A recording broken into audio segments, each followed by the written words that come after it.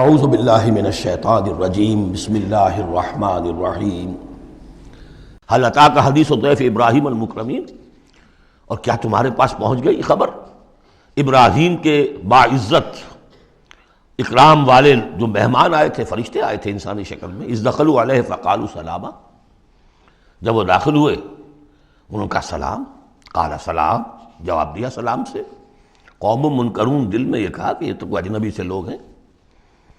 فراغ الی اہلہ فجاء بعجل سمین، تو گیا اپنے گھر والوں کی طرف دوڑ کر اور لے کر آیا ایک گھی میں بھنا ہوا بچڑا، گوشت پیش کر دیا. پچھلے زمانے میں یہی دعوتیں ہوتی تھیں، پورا جانور جو ہے اسے تلا اور حاضر ہے.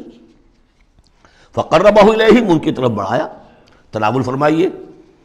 قال الا تاکلون، جب دیکھا وہ کھا نہیں رہے تو کہا آپ کھاتے نہیں، کیا مسئلہ ہے؟ فاوجس منہم خیفہ، تو دل میں ان کی طرف سے اب اندیشہ اور خوف پیدا ہو گیا.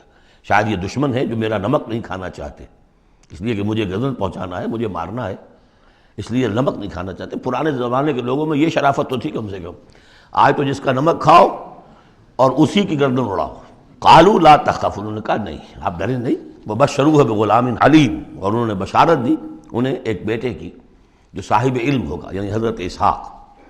فاقبلت امرأته فی سرۃ فسکت وجہہا، تو سامنے آئی ان کی بیوی، آگے بڑھی ان کی بیوی اور بڑبڑاتی ہوئی آئی. فسکت وجہہا، اس نے اپنا ماتھا پیٹا. وقالت عجوز عقیم، میں بڑھیا ساری عمر میں بانجھ رہی، اب میں جنوں گی. قالوا کذالک، فرشتوں نے کہا انسانی شکل میں جو تھے ایسے ہی ہوگا. قال ربک، ایسا آپ کے رب نے فرمایا. ہم کون ہوتے ہیں؟ آپ کے رب کا قول ہے. انہ هو الحکیم العلیم، یقیناً وہ سب کچھ جاننے والا بھی ہے اور بہت حکمت والا بھی ہے. قال فما خطبکم ایھا المرسلون، تو حضرت ابراہیم نے پوچھا ہے ایلچیو تمہارا ارادہ کیا ہے، کدھر جا رہے ہو، قصد کس کا ہے؟ قالوا انا ارسلنا الی قوم مجرمین، کہا کہ ہم بھیجے گئے ایک مجرم قوم کی طرف. نرسل علیہم حجارۃ من طین، کہ ہم ان پر بارش برسائیں، وہ کنکریوں کی بارش.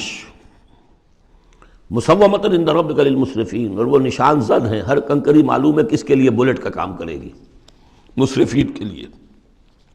فاخرجنا من کان فیہا من المؤمنین، تو ہم نے نکال لیا جو اس بستی میں تھے اہل ایمان. فما وجدنا فیہا غیر بیت من المسلمین، تو نہیں پایا ہم نے اس میں سوائے ایک گھر کے جو مسلمانوں کا تھا، یعنی حضرت لوط کا اپنا گھر. وترکنا فیہا آیہ للذین یخافون العذاب العلیم، اور ہم نے اس میں ایک نشانی چھوڑ دی ان لوگوں کے لیے کہ جو ڈرتے ہوں عذاب علیم سے، دردناک عذاب سے. اب وہ نشانی اب ظاہر ہو رہی ہے. وہ شہر جو ہیں، یہ تو پہلے بھی مجھے اندازہ تھا کہ وہ چونکہ تھے یہ سدوم اور عمورہ کی بستیاں بالکل ساحل سمندر پر تھے، یہ جو بحر مردار کہلاتا ڈیڈ سی، اور وہاں جب اس طرح کا زلزلہ آیا ہے تو وہ گویا کہ اسی سمندر کے اندر گر گئے.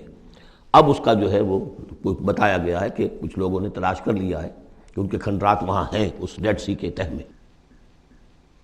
تو اللہ تعالیٰ نے آیت چھوڑ دی، نشانی بنا دی. صدق اللہ العظیم.